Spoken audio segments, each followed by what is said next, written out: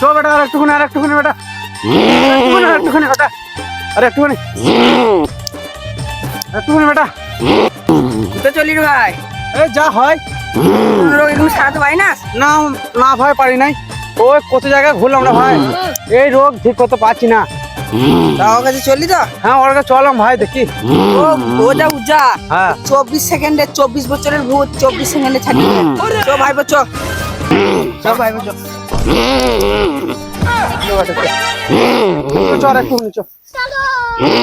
তুই দাঁড়া ভাই, আমি এখানে বাবার সাথে কথা বলে আসি। তাড়াতাড়ি আসবি, আমি ছেলেটাকে আটকাইতে পারছি না ভাই।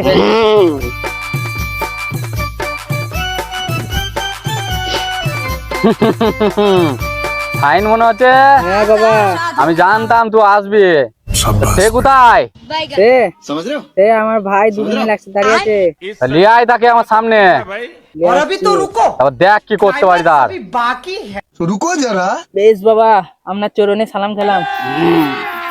এ ভাই আয় রে, বাবা চরণে সালাম নিয়ে এসেছি, চো। ভালো হয়ে যাবে তো ভাই? হ্যাঁ হয়ে যাবে।